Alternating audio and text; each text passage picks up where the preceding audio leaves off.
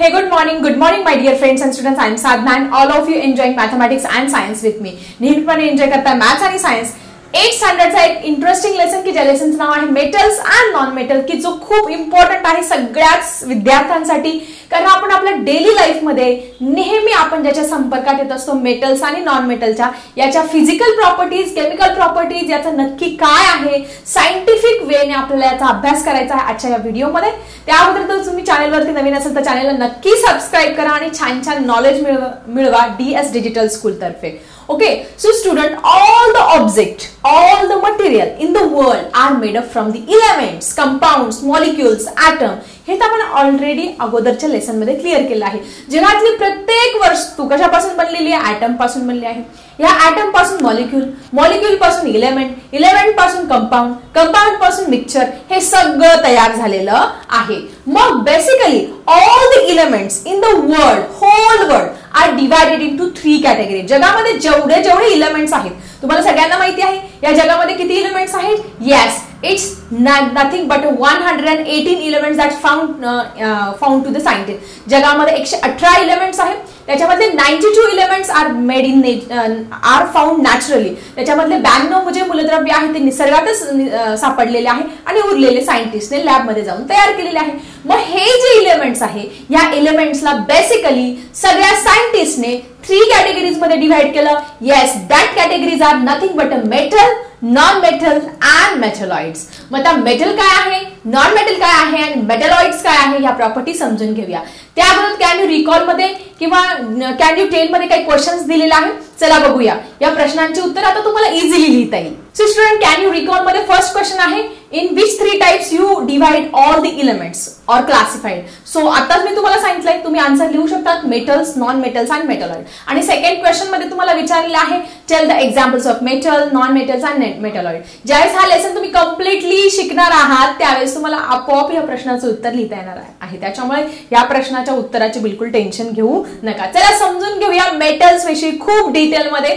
खूप interesting lesson आहे, खूप छान लेसन आहे, तुम्हाला डेली लाईफ मध्ये खूप उपयोगी पडणारा लेसन आहे. So first of all tell me what is mean by metal. Metal म्हणजे नक्की काय? At least you tell me at least 5 elements in the comment section और 10 elements.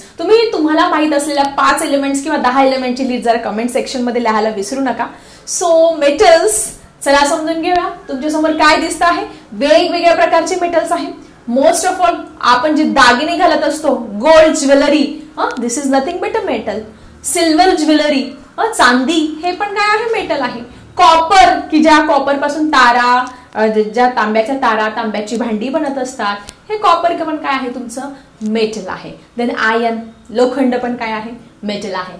Aluminium is there, magnesium is there, calcium is there, sodium is also की जो आपण cut करू शकतो, इतका सॉफ्ट असतो की आपण तो नाईफने कट करू शकतो असा सोडियम सुद्धा मेटल आहे. आणि platinum, most expensive metal platinum, हे सगळे काय आहे? मेटल्स आहेत. तर अजून तुम्हाला कुठले कुठले मेटल्स आहेत जरा लिहा कमेंट बॉक्स मध्ये. आता हे जे मेटल्स आहे याच्या आपण बघणार आहोत फिजिकल प्रॉपर्टीज. आता फिजिकल प्रॉपर्टीज म्हणजे बाहेरून हे कसे दिसत असतात. फिजिकल प्रॉपर्टी म्हणजे आपण बाहेरून बघा आपण फिजिकली कसे गेटअप कसं असतं हे फिजिकल प्रॉपर्टी. आणि केमिकल प्रॉपर्टीज म्हणजे आतून, इनर, केमिकल कंपोजिशन कशापासून बनलेलं आहे, कुठल्या कुठल्या एलिमेंट्स, कुठल्या कुठल्या ऍटम पासून बनलेलं आहे, त्याचं केमिकल कंपोजिशन काय आहे हे आपण नंतर समजून घेणार. तर आज आपण बघणार आहोत the physical properties of metal. So physical property मध्ये फर्स्ट प्रॉपर्टी आहे what is the physical state. Physical state म्हणजे त्याची अवस्था कोणत्या अवस्थेमध्ये असतो चला समजून घेऊया. So student, ordinary temperature, all of you know that the metals are found in a solid state. तुम्हाला जर कोणी विचारलं की नॉर्मल टेम्परेचरला हे जे मेटल्स असतात ते कुठल्या स्टेट मध्ये असतात, so student they are in the solid state. सगळे जे मेटल्स असतात नॉर्मल टेम्परेचरला सॉलिड स्टेट मध्येच असतात. पण कुठल्याही गोष्टीला काहीतरी एक्सेप्शन असतात. So it having the exception. 2 metals असे एक्सेप्शनल आहे की ते नॉर्मल टेम्परेचरला सॉलिड स्टेट मध्ये नसतात. हे एक्सेप्शनल तुम्हाला कॉम्पिटिटिव्ह एक्झाम मध्ये सगळ्या एक्झाम मध्ये 100% विचारतात. तुम्हाला सगळ्या मेटल विषयी विचारणार पण याला एक्सेप्शन कोणता आहे हे नक्की विचारतील. So all of you know, तुम्ही जर आजारी पडला असेल तर तुम्ही थर्मामीटर यूज केला असेल तर त्या थर्मामीटर मध्ये एक सिल्वर कलरचा स्टिकी सबस्टन्स की जो खूप ट्रान्सपरंट चमकत असतो तो असतो मर्क्युरी. किंवा तुम्ही अजून डॉक्टरांकडे गेला असेल बीपी चेक करायचं, तर तिथे बीपी चेक करण्याचं जे मशीन असतं त्याच्यामध्ये पण तो एक सबस्टन्स असतो, तो खाली वर होत असतो, तो substance it is nothing but a mercury. Thermometer मध्ये वापरतात. हा जो पारा आहे it is in the liquid state at normal temperature. Normal टेम्परेचरला तो नेहमी लिक्विड स्टेटला असतो, मेटल असून सुद्धा. Okay, one more is gallium. Gallium सुद्धा असा मेटल आहे की तो नॉर्मल टेम्परेचरला लिक्विड स्टेट मध्ये असतात.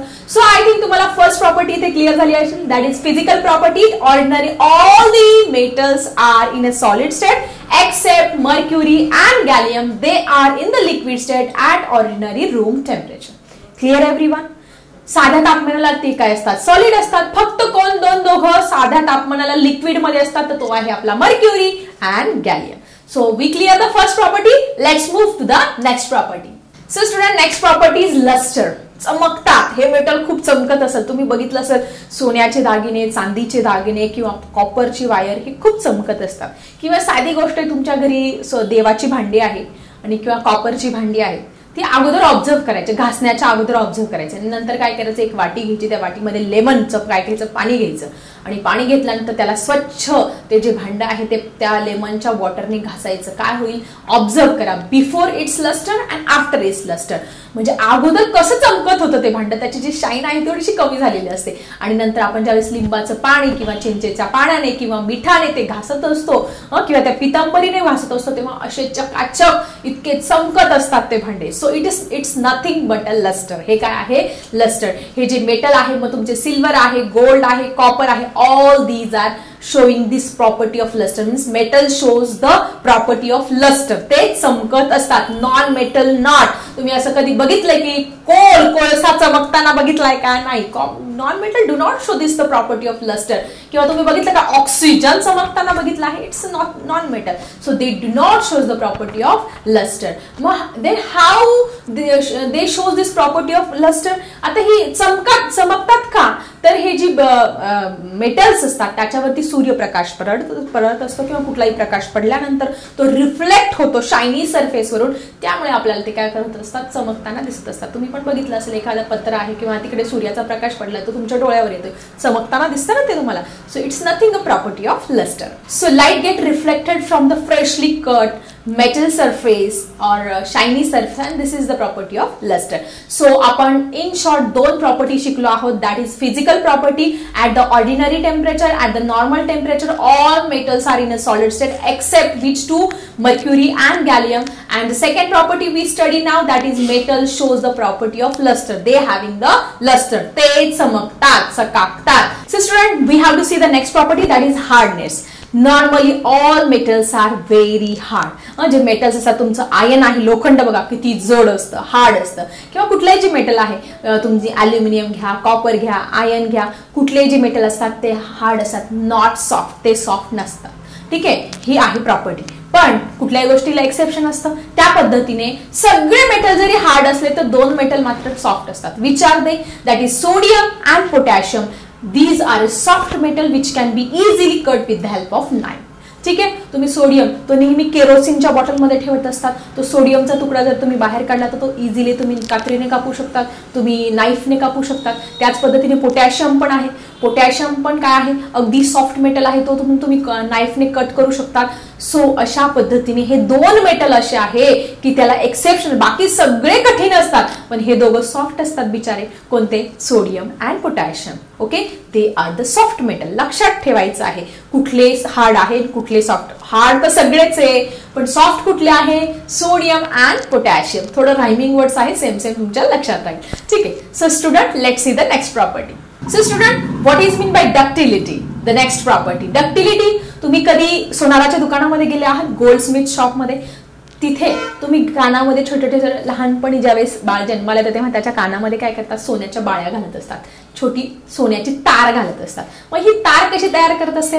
Wien this gold when gold metal is pulled through a hole it's form a wire and this property of metal is called as a ductility. म्हणजे ज्यावेळेस हा जे सोनं आहे हे सोनं एका छोट्याशा होल मधून ओढतात त्याला इकडनं प्रेशर देतात आणि त्याच्यामुळे ते काय होत असतं डक्टाईल होत असतं ताणलं जात असतं त्याला गरम करावं लागतं डायरेक्ट असं नाही करावं लागत ते गरम करून ते डक्टाईल करतात आणि मग त्याच्यापासून अगदी बारीक खूपच पातळ आपण तार तयार करू शकतात. ह्या प्रॉपर्टीला आपण काय म्हणत असतो डक्टिलिटी म्हणत असतो. सो तुम्हाला डक्टिलिटी डेफिनेशन हे नेहमी येणारे शब्द आहे नेहमी सगळ्या कॉम्पिटिटिव्ह एक्झामला विचारली जाणारी कन्सेप्ट आहे what is mean by ductility. मग डेफिनेशन विचारले तर तुम्ही अशा पद्धतीने लिहू शकता the property due to which a substance can be drawn into a thin wire is called as a ductility. ज्याच्यापासून आपण पातळ तार तयार करू शकतो किंवा बारीक तार तयार करू शकतो मेटल पासून त्या प्रॉपर्टीला आपण काय म्हणतो असतो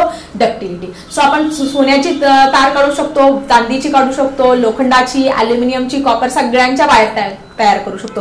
पण तुम्ही कधी असं ऐकलं आहे का आपण सल्फरची वायर तयार केली किंवा कोलची वायर तयार केली असं नाही ऐकणार. So they do not show means non metal do not show this property of ductility. So I think ductility म्हणजे साधं सोपं लक्षात ठेवायचं की याच्यापासून आपण तार तयार करू शकतो त्याला काय म्हणतो आपण डक्टिलिटी म्हणत असतो. सो आय थिंक ही कन्सेप्ट पण तुमची क्लिअर झाली असेल. So next property is a malleability. आता मॅलिएबिलिटी हा शब्द ऐकून सगळेजण घाबरून जातात. मॅलिएबिलिटी म्हणजे काय साधं सोपं लक्षात ठेवा ज्यावेळेस आपण कुठलाही मेटल ठोकून त्याच्यावरती हॅमरनी ठोकून त्याच्यापासून थिन शीट त्याच्यापासून पातळ पत्रा तयार करू शकतो त्या प्रॉपर्टीला आपण काय म्हणत असतो मॅलिएबिलिटीची प्रॉपर्टी म्हणत असतो. वर तन्यता डक्टिलिटी म्हणजे तन्यता तार तयार करणे आणि वर्धनीयता म्हणजे ठोकून पत्रा तयार करणे म्हणजे वर्धनीयता म्हणजेच मॅलिएबिलिटी. सो मॅलिएबिलिटीची जर तुम्हाला डेफिनेशन आली तर तुम्ही डेफिनेटली लिहू शकता. What is the definition? The property due to which a substance can be hammered into a thin sheet is called as a malleability. तुम्ही बघितलं असेल वेगवेगळ्या प्रकारचे पत्रे बघितले असेल तुम्ही ॲल्युमिनियमचे पत्रे बघितले असेल सोन्याचा पातळ पत्रा कधी कुठे बघितलाय का बघा बरं. एक आपलं सायन्स एक्सपेरिमेंट करताना एक इन्स्ट्रुमेंट वापरतात त्याच्यामध्ये सोन्याचा पातळ पत्रा because gold is highly sensitive.